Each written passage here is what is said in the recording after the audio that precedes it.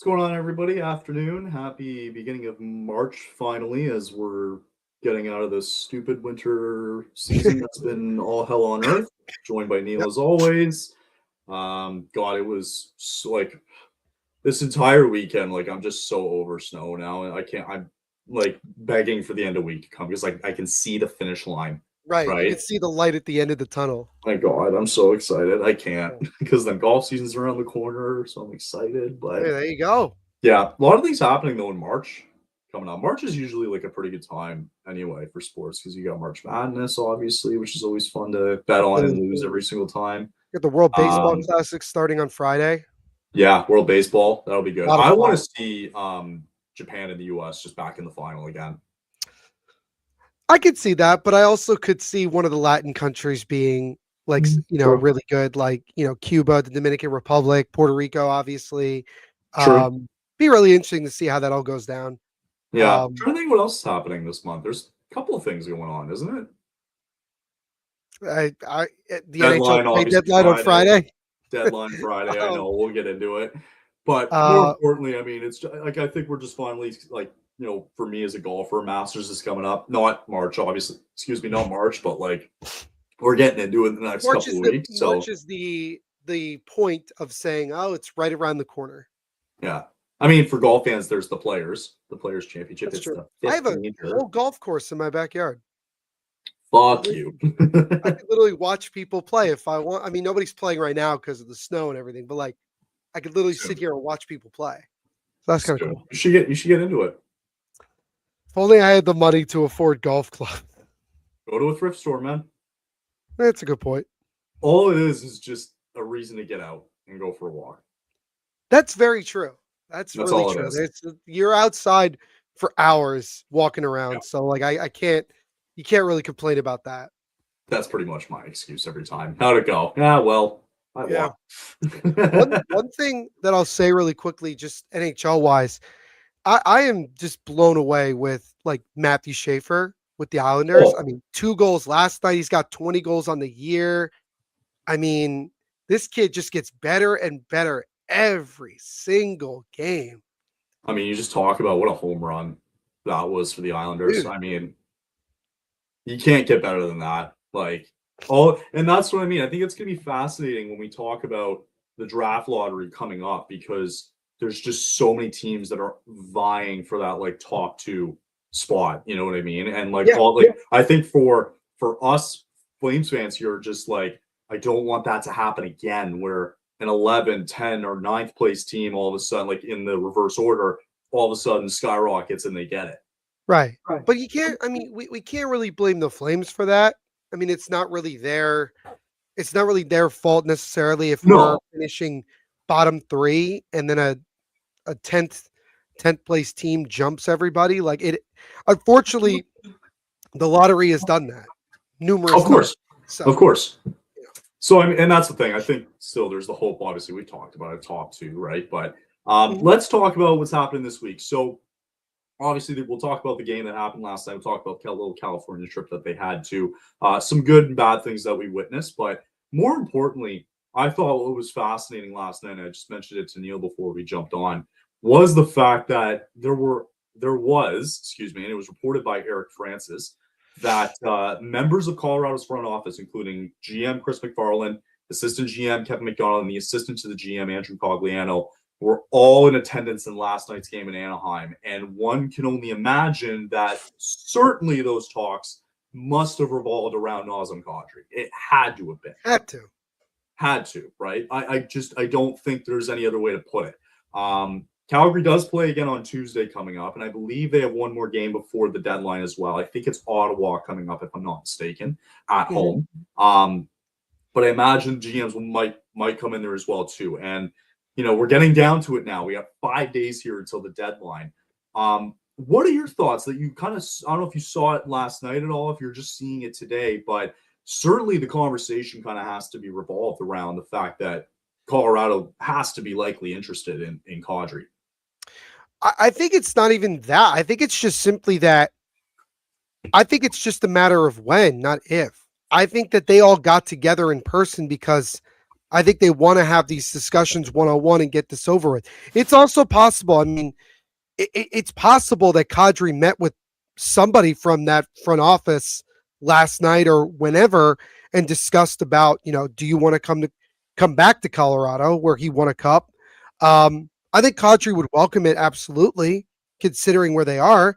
And I think it's a matter of when, not if. And Right. I think what's good for the Flames is that, in a way, if they're the first ones to make a move for someone significant on the trade board like Kadri, that sets the market for everybody else. And if the sooner you get it done this week, the better it is for you, and the better it is for other teams to kind of get an idea as to what happens, right? So Right. I think it's interesting. It's interesting. I don't hate it. I'm not against. I mean, is this considered tampering? Probably not. I don't think so. I think it's totally fine. I just don't like that so much is coming out.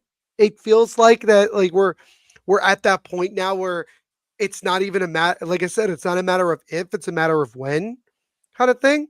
Right. Audrey knows he's gone, right? Oh yeah, 1,000%. Has He to be. knows. He Yeah. knows. He knows. Yeah. He knows.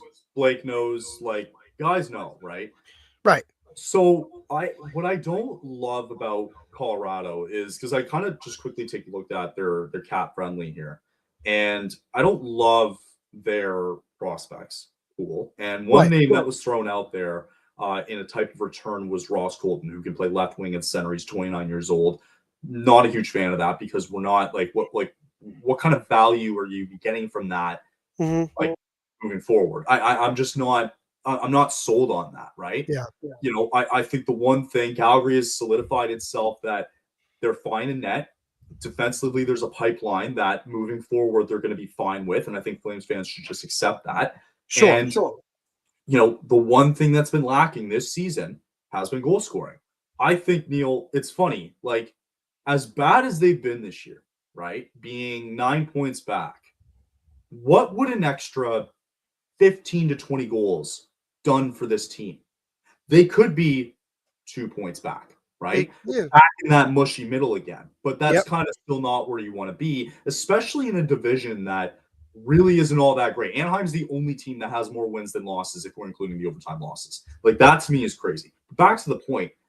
Like, I want Montreal back into the conversation here, because I want Minnesota personally. And Minnesota too, because I like the fact, like, I just don't love, like, all right, you can get these first round picks from Colorado, but hindsight of what it is, they're probably not going anywhere for the next couple of years. That first round pick that you're going to get is going to be in the late 20s, mid 20s ish, right? Depending on how things go, right?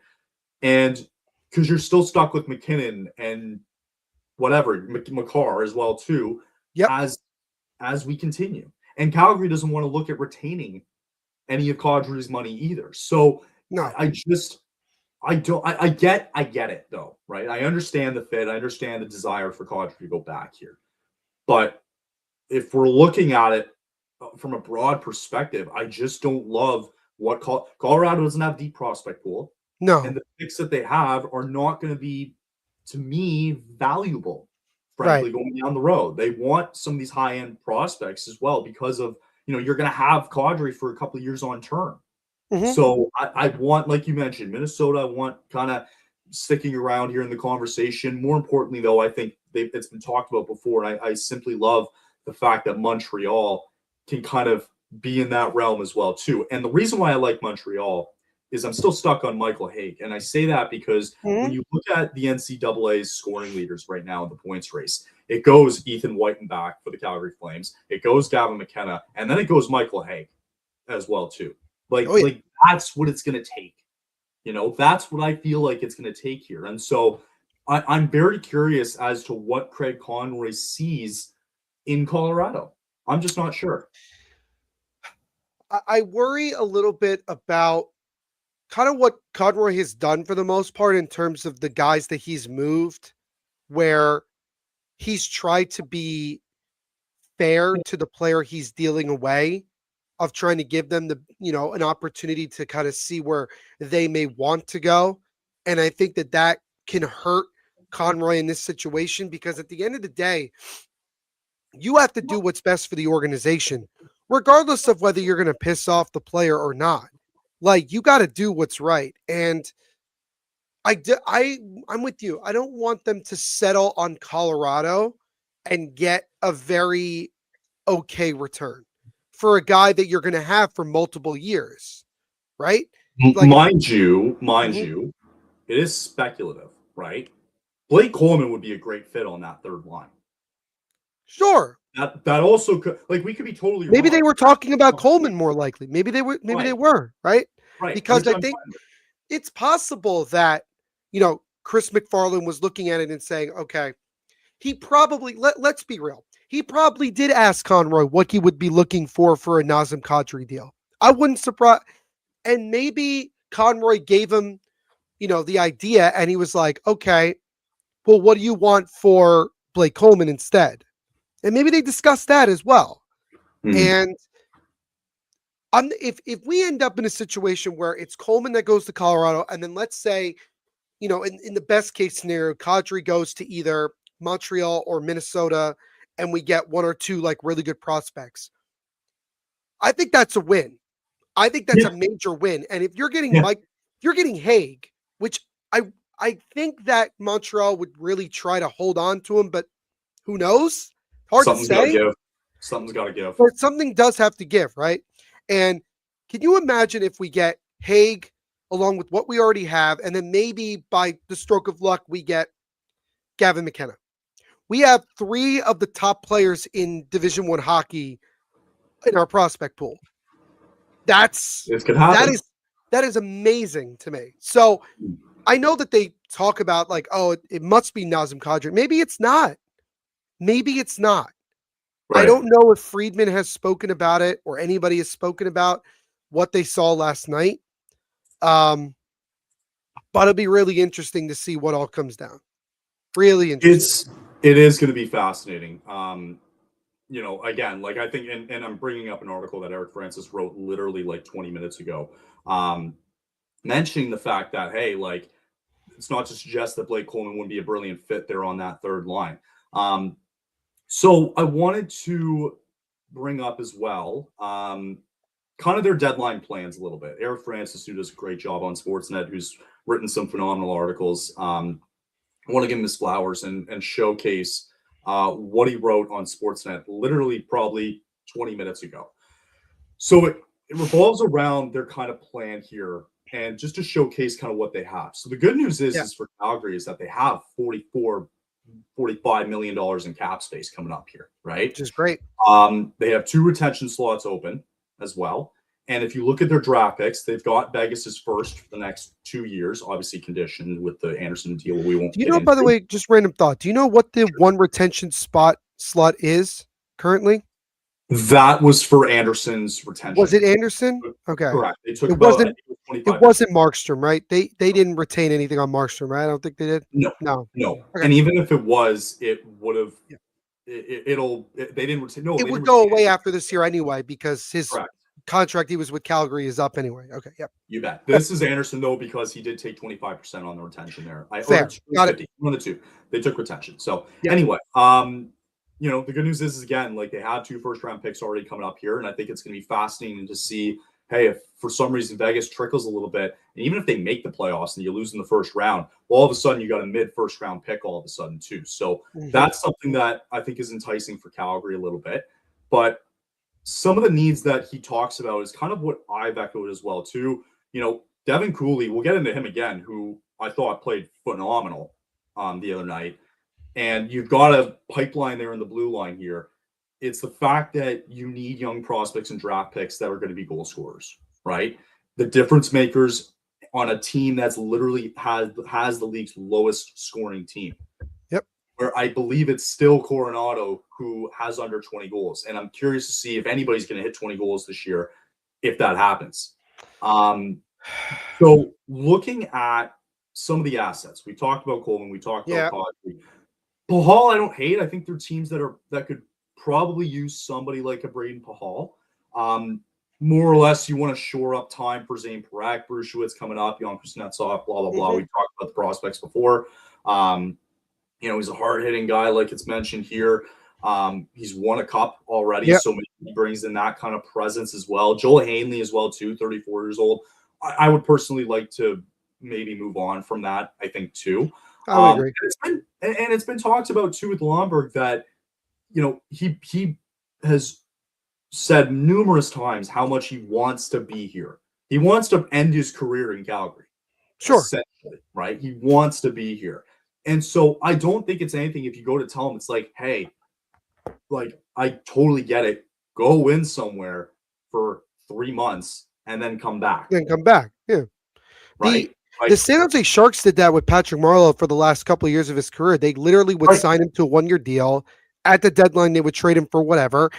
And then in 3 months, he'd be back with them anyway. So, like, I think Longberg could honestly go with that, especially if let's say we trade him to, like, somewhere and he goes wins a cup. I mean, is he going to really complain? No. Sure. But it's almost like he's going there and then coming back with, like, okay, well, I've been with Florida already. Here's another team I've been with. Like, this is what we're missing as well, right? And he wants to be that locker room guy, and you need that, right, for being in this league. So I like that. One name, again, that's been brought up is Mackenzie Weegar, and I pray to God that doesn't happen by Friday. Yeah. See, what do you think on Weegar? Like, honestly. I get why people would bring up his name, but the problem is that you can't just trade everybody for the sake of trading everybody. Like, I get it. We want to get younger. We want to rebuild, but at the same time, you still need some amount of talent on the roster while you're also developing into an eventual contender. Like, and I think that with Weegar, it would be very fair to say that in the Matthew Tkachuk trade, Weegar's been by far the better player that we ended up getting in that deal. And I think that he has established himself as a very reliable top defenseman on our team. I don't see a reason to move him unless, honestly, you're getting a blowaway deal on Friday that you'd be stupid not to take. Sure. Like, that's right. You know what I mean? Like, and the only team I could see picking up the phone and asking about Weegar would be the Dallas Stars, who now just put Tyler Seguin on LTIR. They've been looking for a right shot defenseman. There's other names that have been brought up, involving them. But I think with the way that Weegar plays, his age, his contract, I think that it would be enticing. But at the same time, if you're Craig Conroy, nothing wrong with listening. Nothing wrong with listening to an offer. But if it's not a blowaway deal, don't accept it and keep Weegar. Like, that's genuinely how I look at it. And also, by the way, you were right about the retention. 2 more retention spots open up the summer because of Markstrom and Anderson. So Markstrom still. That's what I thought. Okay, yeah. And they only have 1 spot left for retention. That's important to know. Going into Friday, that's really important to know, too. And I think that's why that Conroy's so adamant about not wanting to retain anything on Kadri, because he wants to keep that spot open for something else. Maybe. Yeah. I don't know. Probably like a Blake Coleman, Yeah. Because you don't want to retain it with 3 years left on his deal. No way. I completely agree. I wouldn't want to do that. Yeah. So those were some of the names that were thrown out there. There's been a lot of names that have been thrown out there. So Francis only writes one potential target here in Connor Geekie. And so just to explain what Francis says here, he's 6'4", 212. He's 21 years old, who's been amazing apparently in the AHL. I haven't checked his stats yet. And he's looking to break through on a Lightning roster that is continuing to be as deep as ever. Screw me for thinking Tampa was going to miss the playoffs this year. Bad Kyle. And there's also playing the link with the Coleman return to Tampa as well too. So if you can find a way to sneak in Connor Geekie, that would be a really good fit for the Calgary Flames here. One thing also too. Go ahead. Yeah. I was gonna say Geekie's actually having a really good year down in Syracuse or up in Syracuse. 47 games played, 14 goals, 37 assists for 51 points on the year. So I'm not against it. I'm really not. I mean, it would bring some more younger forwards. And again, we would be offering him the chance to be, playing every day and playing in the NHL. Yep, and not playing time. yep, and that's huge. Robert Munich. What about his brother? On, What about I know, Morgan? right? Can you imagine? So Robert Munich saying 2027 first round pick and Ross Colton for Nazem Kadri makes a lot of sense for both sides. The Flames could flip Colton between now and the deadline. Only issue is that Colton has a 12-team no trade list. It would take some convincing to get him to waive. Fair, but we talked about White Cloud getting flipped. I don't know about you, and I'm kind of flipping the conversation a little bit. I love Zach Whitecloud on this team. I love what he's been doing. I think he's for his age and for his salary. It's like, I mean, for the next 2 years, I'm holding on to that. Why not? In terms of development, I'm holding on to that. Absolutely. Yeah, I would. I have no problem. I have no problem with Whitecloud sticking around. I'm glad we're not flipping him because I want to actually keep him. Yeah, I He's know been his really name good. was. I know in one article I was reading that I think it was just previewing like every team's deadline or like what they might do. I know that that was a name that was brought up as like he might get moved, he might not, based on, but again, I go back to when we acquired him and when Conroy was talking to the Flames media, and he was talking about him like they expect him to be here beyond this year and being a part of this. And I think with Zach Whitecloud, he gets to play higher minutes here than what he was getting towards the end of his time in Vegas. So, right. Again, this is going back to my point about why I get trading assets, but you also don't want to overkill it either and make your team so unbelievably young and inexperienced that they can't even learn how to win right away. Sure. You know what I mean? And like develop together. So like you have to have, because we don't have enough young defensemen that are ready to go next year, in my opinion, just based on paper. Sure. So doesn't mean it can't change. Doesn't mean it can. Oh, absolutely. It doesn't mean it can't change. People were wondering if Matthew Schaefer was going to play in the minors to start or back in juniors. Boy, were they wrong. Oh, everybody was wrong. Well, that's just it, right? And I mean, that's why I kind of, like you mentioned that, like I divulge it to what San Jose's built, right? Like with the Celebrini's and the Will Smiths and the Eklunds, right? It's like, you have guys like Tyler Toffoli there too, as well, right? Which are key pieces. And Alex Wenberg. Alex Wenberg, right? Like they're like, it's a good, I feel like it's a really good mix over there. And listen, Wenberg was the kind of guy that people were like, oh, he'll probably get traded at the deadline. He just signed an extension in San Jose. So like they're starting to establish what I want to see the Flames end up getting to in another year, which is, okay, so now you've established the young guys that you're obviously trying to develop, but then also having that mix of veterans that you feel comfortable enough keeping around for several years to help this team be competitive as well. So exactly. Yeah. And that's why I think this offseason is so important from a free agency standpoint, just to look for other guys that could fill in that roster as well.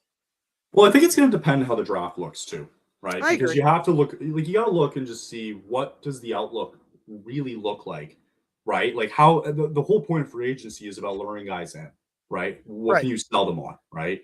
So it depends how the draft goes and what you're building and all that. So one thing I just wanted to quickly mention, I don't know how much we trust Puck Empire on X as well too, but Stanos? I know his real name, so yeah. Okay. I know Peckham. Yep. Okay. Avalanche, Panthers, Canadiens, Stars, and Wild have all been linked to Nazem Kadri. I believe that. I believe that too. Puck. First of all, Puck Empire, he's not like an insider. A lot of time he'll just post whatever he like what he sees like online. So he'll go on Twitter, he'll go wherever, and he'll just like post like updates and rumors and stuff. So yeah, I would believe that those would be the likely teams that would be in on Nazem Kadri. And I think that's why I think Kadri's like the number one guy that everybody's looking at to say, okay, where is he going to get moved to and for how much? Like that. And it has to start sooner rather than later, Kyle. I don't think, me personally, I think waiting around until Friday to make something happen is a bad idea. I think you got to be the center of attention. Right? You got to strike while the iron is hot here. I agree. Opinion. Yeah. So. One last thing I'll just bring up here, just revolving around this too, is it was just posted about 30 minutes ago. This is coming from, it's a different account, but it's coming from Chris Johnson as well too. So basically is that talks are heating up here with Colorado and Calgary. Right now, the way it looks like is that Colorado could be at front of the list, but we are down to one phone call territory where now everything could change at a moment's notice. So could happen today. It's possible it could happen It today. literally could happen while we're talking right now. Our luck, it's probably going to happen when we're done. Let's be real. Yeah. Yeah, I hate that you're right. Let's be real. That's what's going to happen. Yeah, let's be real. It'll probably be like 5 minutes after we jump off. For sure. No. I'll keep my phone tab too in case anything comes up. Probably a good idea. Flames finished up a California road trip last night. Obviously got blanked on Saturday there in LA. But let's talk about last night a little bit because at least they scored. Multiple times. So the one really bright spot that I noticed last night after watching the highlights, I'm so high on Matt Vigridine. My God, he's his awesome. shot. Have you seen his release? Yeah. It's unbelievable. It's nasty. It's nasty. It's disgusting. If he gets his finishing down consistently, my God, it's going to be fun to watch. So that's what, like, I think they see it too, and they're going to be like, just keep pouring this kid out there. For putting 34 shots out, I mean, they want to play this kid as much as possible. Cutter Gauthier scored twice. You had Farabee, who ended up scoring as well too. Sharon Govich found his 12th of the year. Farabee, that was his 13th of the year as well. Gauthier there in the third, and then the shootout was McTavish, who ultimately found the winner. But again, they're giving him more. But again, they're giving him more, like, he hit the post grid in a shootout as well too. So I was kind of like, oh, all right, like, it was still a good attempt. At least it wasn't like anything bad, right? Mm-hmm. But overall, it would have been a perfect night for a tank had this just been 3-2 in regulation. You just quickly look at the stats. I mean, for the Ducks, I mean, still, like, you're 1 for 5. Like, come on, guys. Like, you're playing Calgary here. How are you 1 for 5 on the power play here? Well, I mean, the Ducks have not been the same since the first, like, 2.5 months of the year. Like, they fell off pretty badly. But even despite falling off, it's like they're hanging around because this division is just god awful, and somebody's going to have to get to the conference final here. And honestly, Kyle, the Ducks don't have as much offense as people think they do. They don't. They don't. No. Like, you have Mikhail Granlund. You're going to need it. Yeah. Oh yeah. A new team has entered into the Nazem Kadri rumors. The Utah Mammoth now apparently are interested. So that doesn't really do anything. Just wanted to point that out. I mean, no, I would talk to them more than I would Colorado. I would talk to most of the teams that have been mentioned other than Colorado, because again, like, what is it about it? Is it Conroy just trying to do it? Sorry, from what was mentioned on Puck Empire, whether it's true or not. Yeah. Like, probably not Florida either, though. Yeah. Because I don't know what they like. Because in terms of prospects and stuff, I don't know what they have. Also, in case you were wondering, it was actually Dave Pagnotta that made that report about who's linked. It was just Puck Empire that shared it. That's what I was telling you. Like, he just shares whatever he's seeing out there. So just got it. Okay, that makes sense. What? Interesting. Mammoth are making a major push for Robert Thomas currently. Yeah, that's good. I like that. I like that a lot. I'd like to see Robert Thomas in a Utah. They need a good player like him. That would be really good. I like that a lot. Yeah. Okay. Cool.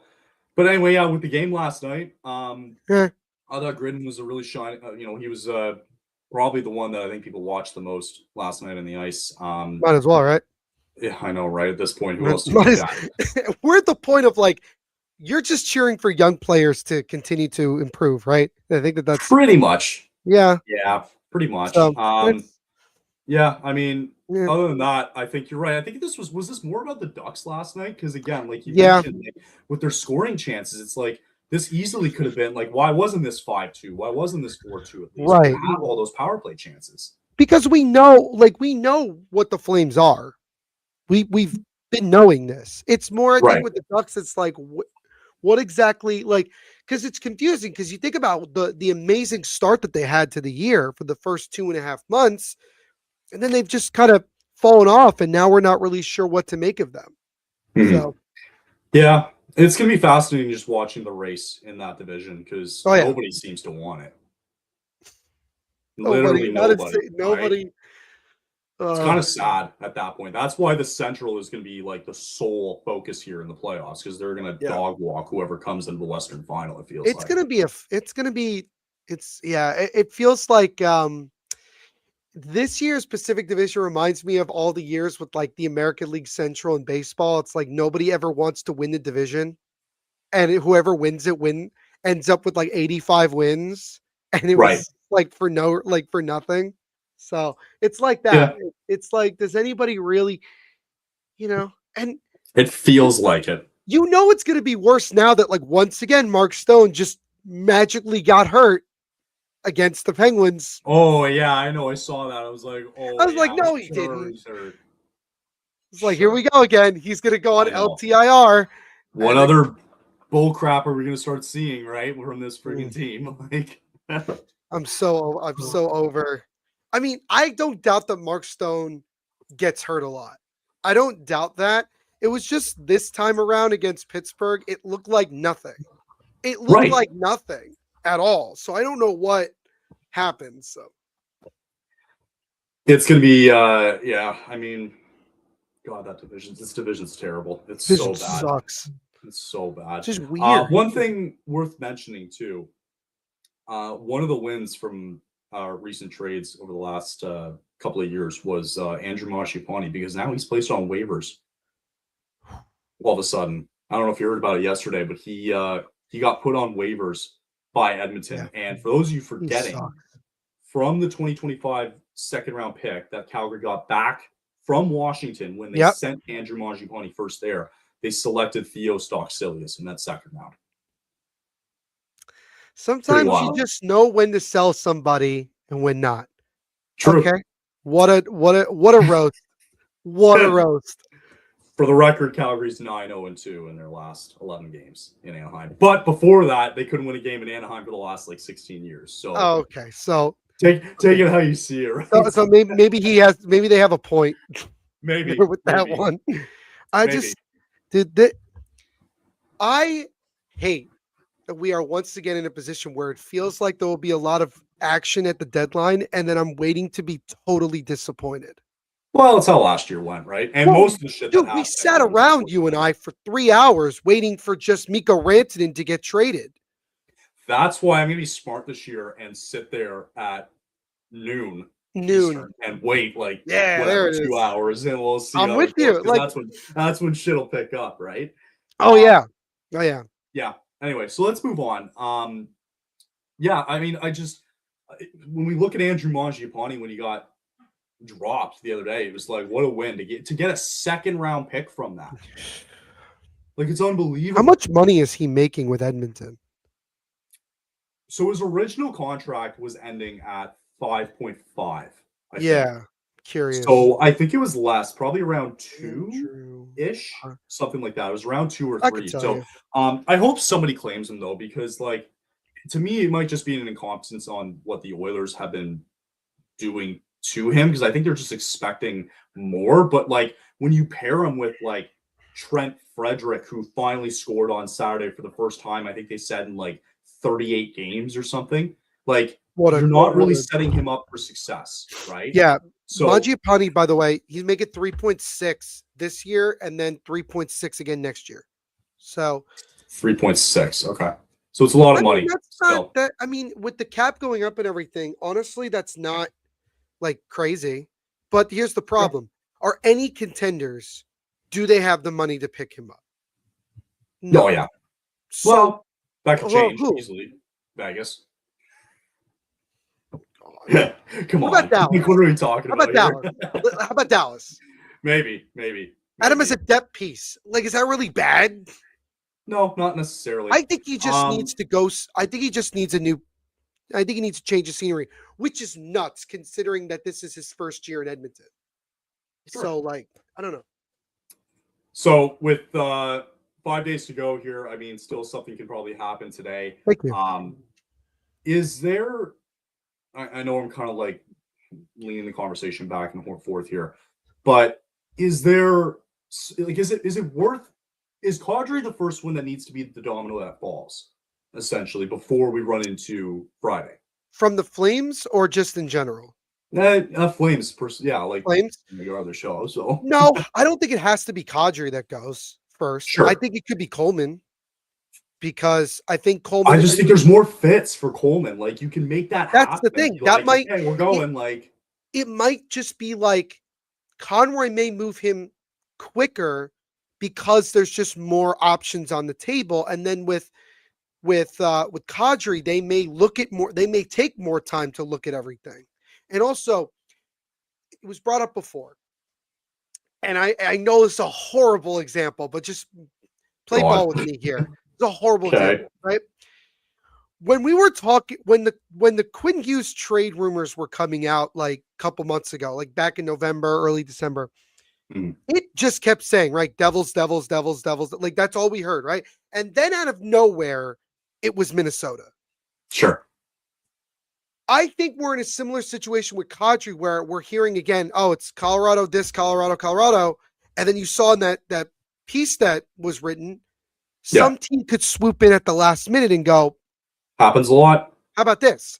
And maybe it is Minnesota again. Maybe they come in behind, at the end and go, wait a second. Kind of hope in Montreal, but yeah. Or Montreal. Who knows? I mean, the problem with Montreal is that it sounds like they're much more interested in going after Jordan Kyrou right now. I get it. Which I get it.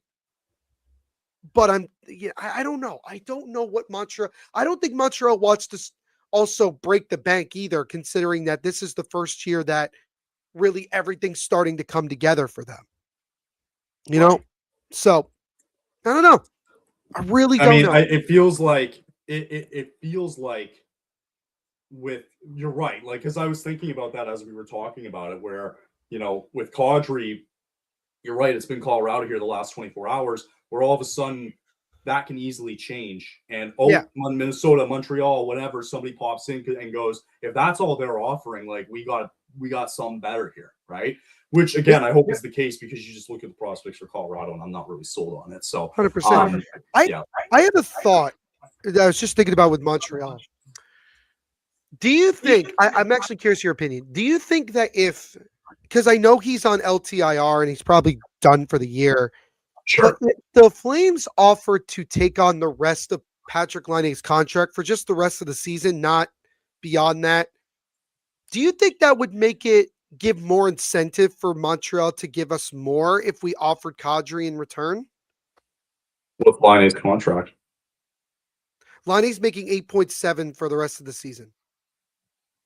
Just that's the end it? of this year. And then he's a free agent at the end of the year. Yeah. Oh, yeah, I would take that. Oh, my God. Okay. I was curious your thought. I was curious your thoughts because they have $44 million in cap. Right. That's why I was saying it. I was like, well, you have that space that you could do that. And so like, I wonder if Conroy could, if you're talking with Montreal, you could be like, all right, can we have Michael? I don't know if this is an overpay. It's hard to tell. Michael Haig, maybe a pick. I don't know. Do you want to pick as well if you're getting Kadri? Do you want to pick? Like it's going to take picks, like plural, yeah, lots. Like a first, you think, or do you think that's too much? Okay, so let's say we get a first, we get Haig, and we take Laine's contract the rest of the year. They get Kadri. Yeah. Because here's why. This is what I think.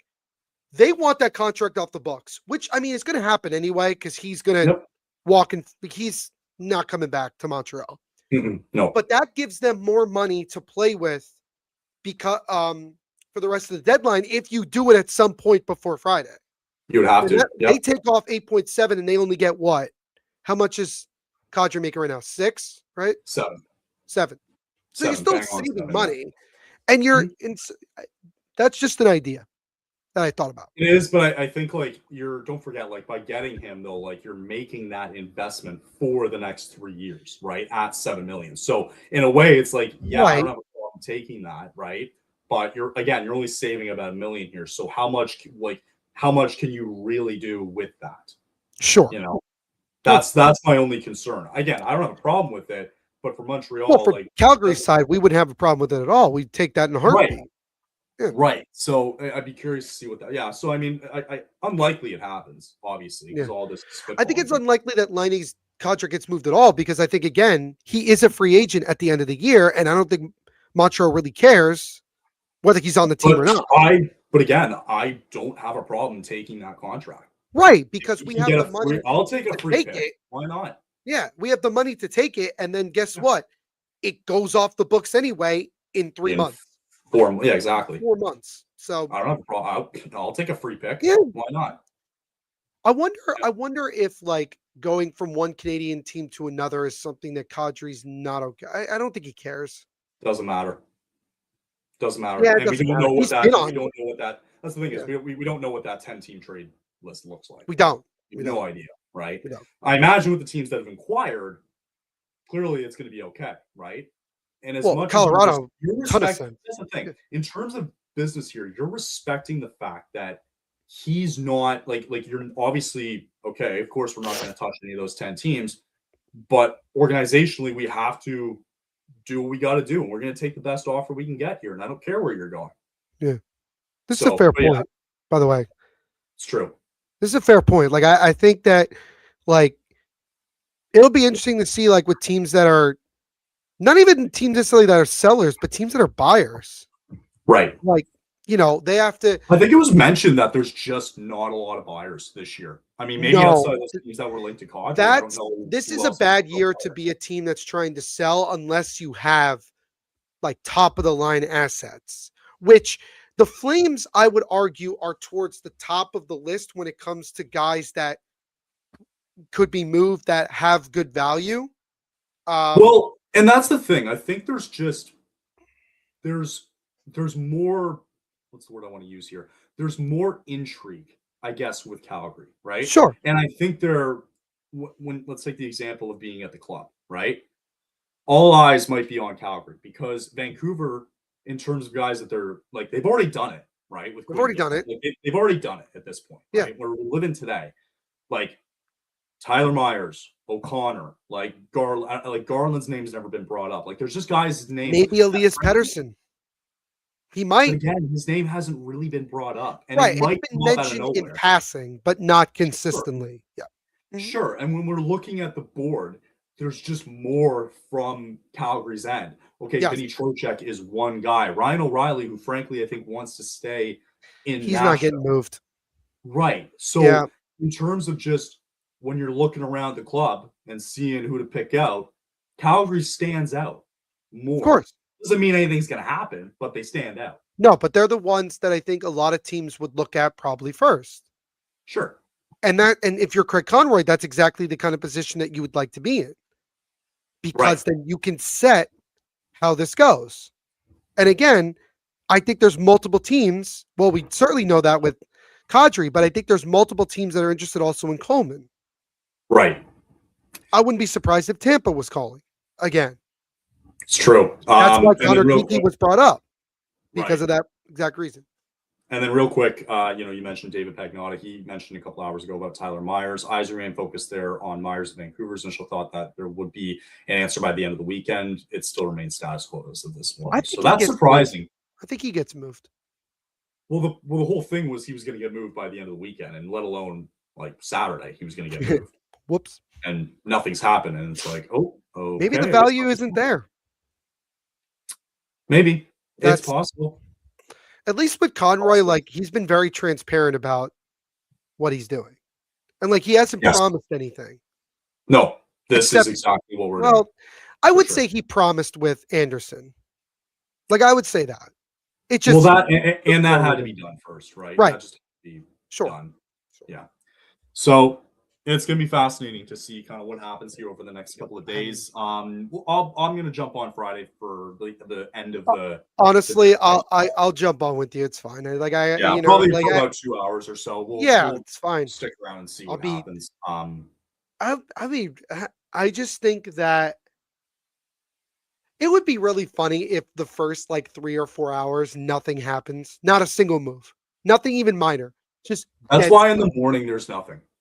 There's never anything in the morning, right? And if there is, it's a minor move. It's like okay, great.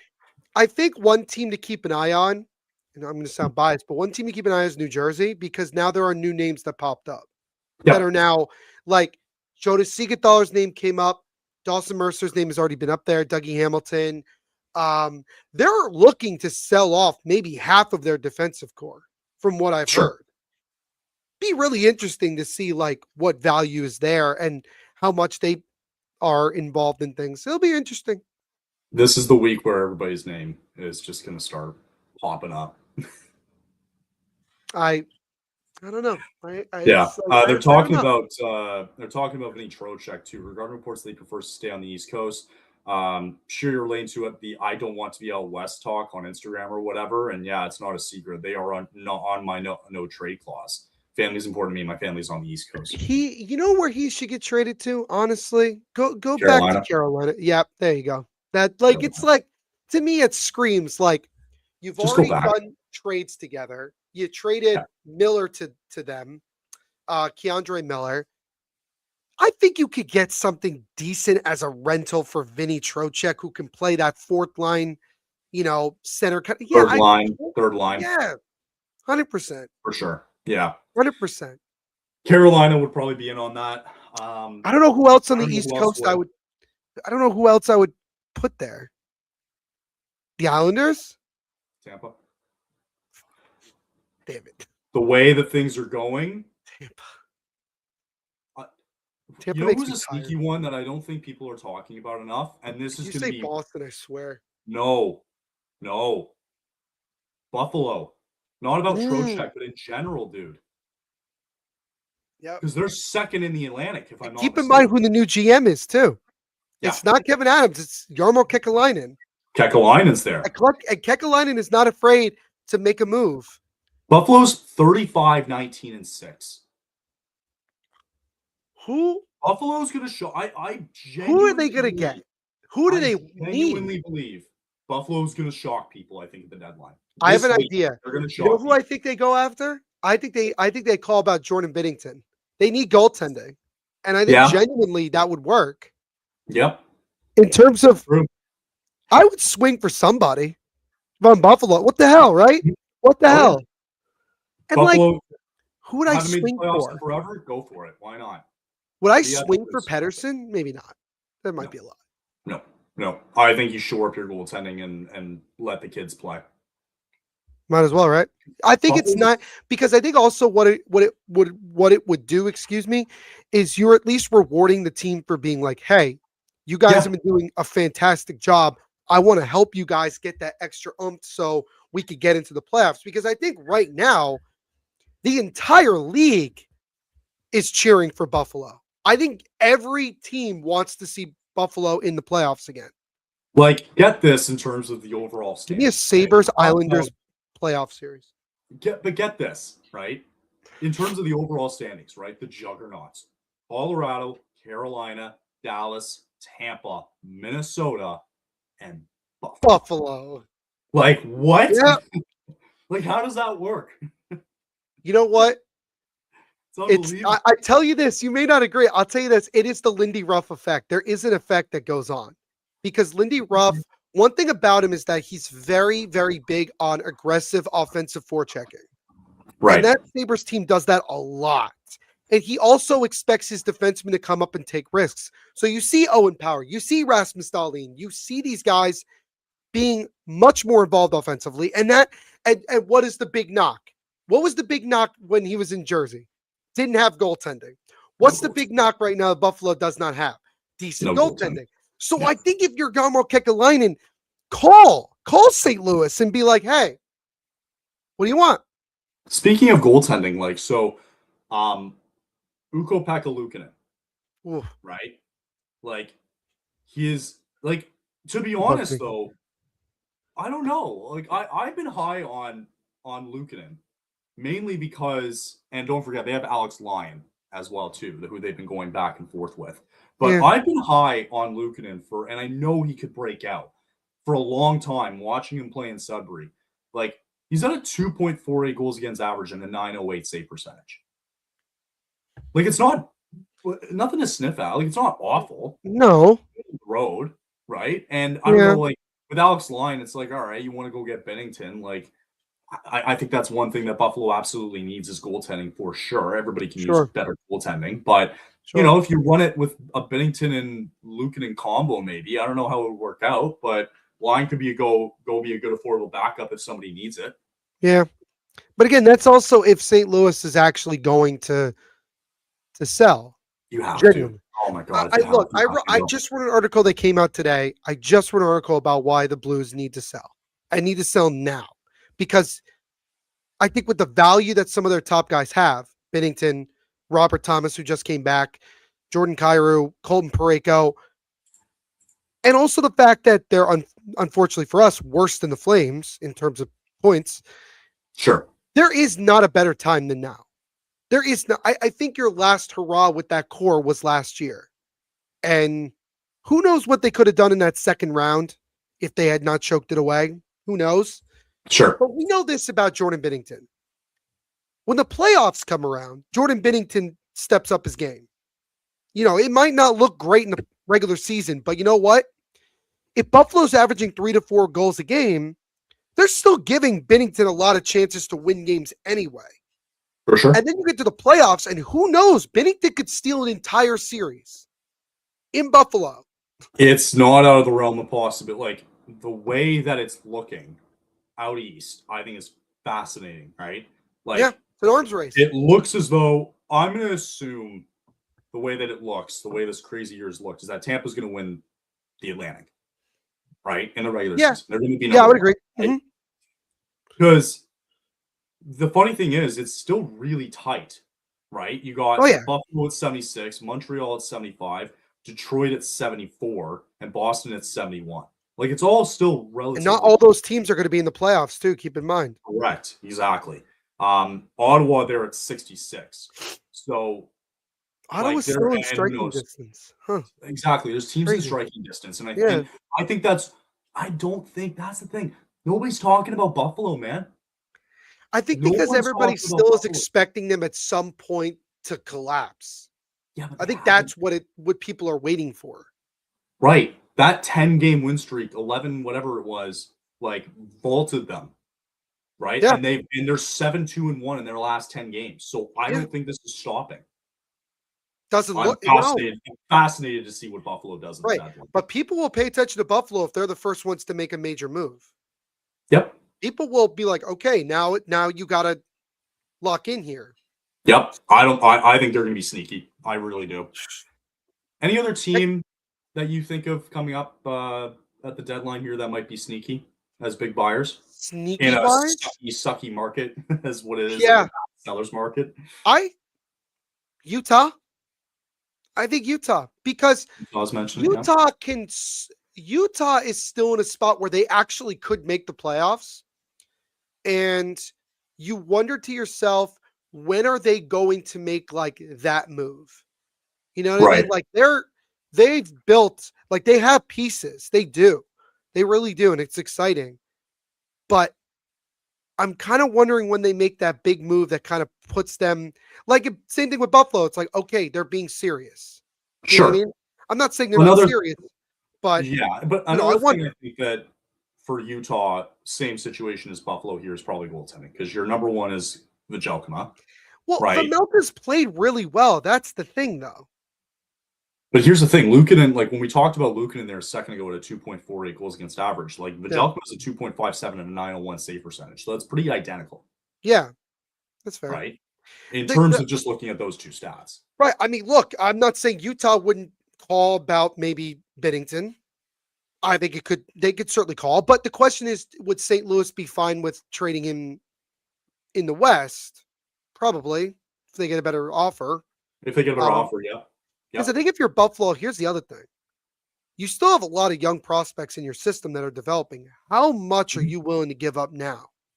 Because you ask yourself, is this the product of just getting a lot of things going right at the same time? Or is this exactly what you're building to? Is the Sabres rebuild finally getting to that second point where now, okay, their guys are developing, they can play, they can compete. Now it's time to start buying. Right, exactly. Right. Same thing with Utah. And I think about Utah because they're also, like I told you, they're interested in making a move for Robert Thomas or Jordan Kyrou or like now Nazem Kadri. Like it's obvious to me that they want to take that next step. Sure. The question is, are they going to make that move? You have a new GM. I mean, not a new GM, excuse me. You have a new owner in a new market. He may want to splash, honestly. So He might. He might. And I think because he's definitely done it before. And he was also, don't forget, like, he was also the one to bring in Johnny Gaudreau at the time.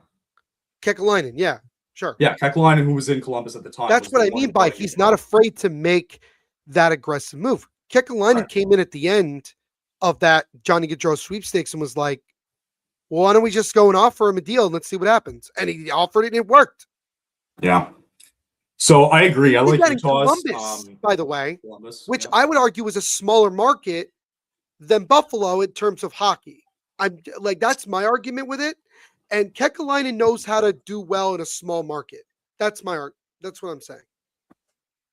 Yeah, I guess. I mean, well, look, the Blue Jackets play in a state that's big on football. Sure. In Buffalo, yeah, they do have the Bills, but like not right now. They don't. Not right now, right? It's not looking good. Maybe the Pagulas want to get on the good graces of Buffalo sports fans again by having their GM of the Sabres go and make a big move to get him into. But that's what. So, but and you know what? I was going to mention that, right? Because there was a lot of heat on the Pagulas because of the start that Buffalo had again, and it's like they fired Kevin Adams, and everyone's like, "Oh, here we go again." Pagulas putting the Sabres under, and they want the Bills to succeed, right? Well, don't you think for a hot second that Pagula is going to come in here deadline week and be like, "Hey, Kekalainen, go do something, go do something." Like, I'm sure he's thinking about it. Pump my own ego up, right? You don't think he's going to do that? That's my point. That's what I'm saying. Like he might. Yeah. And the question is, Kevin Adams. To me, it was obvious he didn't have that much control. No. So the question is, how much control does Kekalainen actually have? Does he have more? Is he giving free range to do whatever the hell he wants? He better. He better, because he's proven before. So, true. Just saying. Yeah. So, I mean, somebody apparently accidentally clicked publish for a potential blockbuster trade. I'm just seeing this on X, and I don't know if it's true or not, but literally, because I've been refreshing it, right? I just want to see who posted on. It's I don't know how much stock you want to put into it, but apparently somebody made a Hockey News article. No shot. This isn't real. Can't be real. This was an hour ago. Yeah. Let me look this up. Let's look at the Hockey News. Let's. I'm not buying it. Oh, we do have a trade. Oh, Robbie Fabry to the Minnesota Wild. I like Fabry. Wasn't he on the Wild? No. Could have sworn he was. He won a cup with St. Louis. He won a cup. He's St. Louis. He played in Detroit. He played in Anaheim, I believe, at one point. Yep. And now he's heading off to Minnesota. I like that. Depends. Cool. The terms on the deal depends for sure. Well, I think it just happened. Can't wait to jump off and for some big news to happen, and we won't be able to record until Friday. Oh, it's gonna be great. No, it's gonna be great. That's the kind of plan, though. I think what I'll do is probably jump on like 2 hours, like maybe around like 2 o'clock or something before on Friday, and we'll cover the deadline a little bit. So there you go. All right, cool, man. Wait, that's actually kind of interesting because Robbie Fabry was put on waivers yesterday. Right. So maybe they found a deal for him. And they wanted to jump in and get him, though. And that's going to be the same thing here. With I think Mangiapane might see the same sort of treatment today as well, too. Could be. Because he was put down on waivers and somebody might want to jump up and grab him. Yeah, I swear it's going to be the Devils. You never know. Goal scoring. No, it won't. We don't. Oh, God.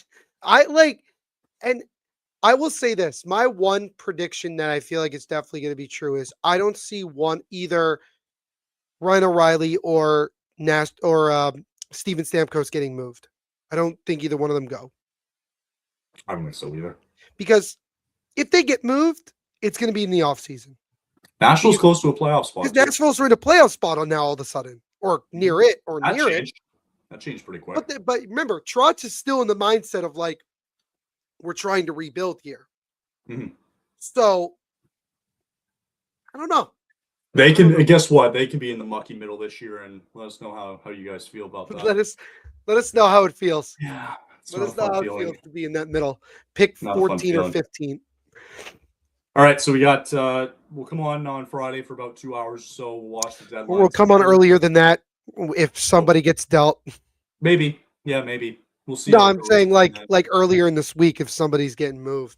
Oh yeah, obviously if there's breaking news with Kadri and stuff, that'd be important. I'll be sure to try to be on and we'll get on top of it. Other than that, one more Monday show, my friend. Right. One more. She wrote. So yeah, it's it'll be good. Next week we'll just kind of we'll recap. We'll recap everything. Yep. And roll it from there. But hope everybody has a good rest of the week. Hope everybody has a good trade deadline week and all the rumors and all that crap gets spewed on the internet. So have fun with that. All right, man. We'll catch everybody on Friday on the THPN channel for about a couple hours for the deadline. We'll see everybody again one more time on Monday. Peace. Later, guys.